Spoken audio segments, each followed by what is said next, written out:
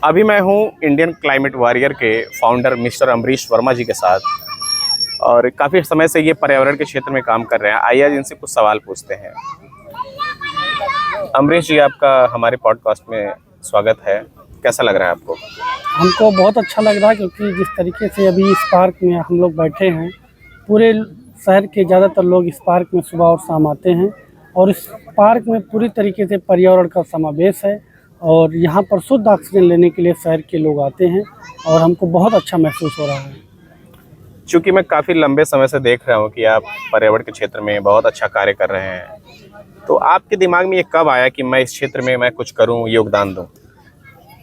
असल में मैं एक जूनियर रिसर्च फेलो हूँ। मैंने BSc MSc किया है, तो मुझे लगता था कि पर्यावरण से, फिर मैंने रिसर्च पेपर पढ़ा, तो उसमें ये लगा कि 20 से 30% लोग की जो मृत्यु हो रही है वो पर्यावरण के कारण हो रही है, उसमें प्रदूषण के कारण हो रही है। तो मुझे लगा कि लोगों को जागरूक किया जाए और लोगों को पेड़ लगाने के बारे में बताया जाए, लोगों को प्रदूषण से कैसे मुक्त किया जाए, और ये हमारे दिमाग में एक आइडिया आया। हमने लोगों को उस तरफ ले जाके लोगों को सोचने पर मजबूर किया, और मैं चाहता हूँ कि ज़्यादातर लोग अब पर्यावरण से बीमार कम हों, और इसी के लिए हम लोग काम कर रहे हैं। आपके जीवन में किस बदलाव ने सबसे ज़्यादा पर्यावरण पे असर डाला? असल में देखा जाए तो इस देश में कम से कम 5 करोड़ लोग ऐसे हैं जो हर साल अपने परिवार का इलाज करा के अपने आप को मिडिल क्लास से गरीबी रेखा में ले आ रहे हैं।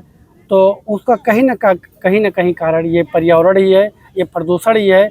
हर साल इतने ज़्यादा लोग अपने आप को गरीबी रेखा के नीचे ला रहे हैं, क्योंकि हमारे देश में पॉपुलेशन इतना ज़्यादा है और बीमारियां इतनी ज़्यादा हो गई हैं। इसलिए हम लोगों को पेड़ लगाना और पॉपुलेशन को किस तरीके से इंडिया में अपने आप में कम करना, उस चीज़ों के प्रति लोगों को जागरूक करना हमारा एक मुहिम है, और हम उस पर काम कर रहे हैं।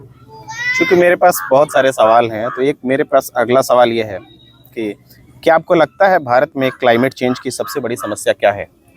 अगर भारत में देखा जाए तो अगर हम दिल्ली शहर की बात करते हैं तो दिल्ली शहर में पिछले 10 सालों में 2 सेंटीग्रेड टेम्परेचर बढ़ गया है।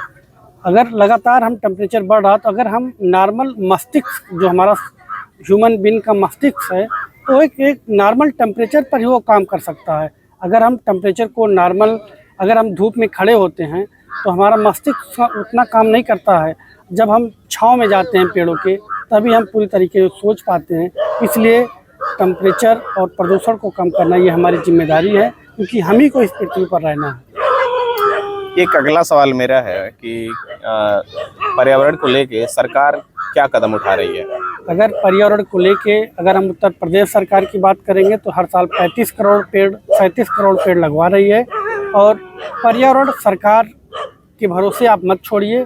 कम से कम हर एक नागरिक को अपने जीवन यापन के लिए 1 पेड़ 2 पेड़ लगाना चाहिए और उसको संभालना चाहिए। सरकार पर आप कोई काम मत छोड़िए, आपको खुद करना है, क्योंकि जीना आपको है, बीमार आपको होना है, आपको स्वस्थ रहना है, देश आपका है, आपको जागरूक होकर काम करना पड़ेगा। किसानों और आदिवासियों पे क्लाइमेट चेंज का क्या प्रभाव पड़ रहा है? अगर किसानों और आदिवासियों को देखेंगे तो किसानों में लगातार क्लाइमेट चेंज की वजह से हम लोग फर्टिलाइज़र इतना ज़्यादा डाल रहे हैं कि वो ज़मीनें हमारी जो उपजाऊ थी वो धीरे धीरे वो उपजाऊ कम हो जा रही हैं, और आदिवासियों पर ये इफेक्ट पड़ रहा है, क्योंकि जंगल कम हो रहा है। लगातार डेवलपमेंट के लिए हम लगातार जंगल को काट रहे हैं, और उसका इफेक्ट आदिवासियों के जो सामाजिक स्तर पर हो रहा है, उनके इकोनॉमिक स्तर पर उसको प्रभाव पड़ रहा है। इसलिए हमें ज़्यादा से ज़्यादा पेड़ लगाना चाहिए और आदिवासियों को उन चीज़ों से जोड़ना चाहिए जिससे उनका भी अपना रोज़गार और इनकम चलता रहे।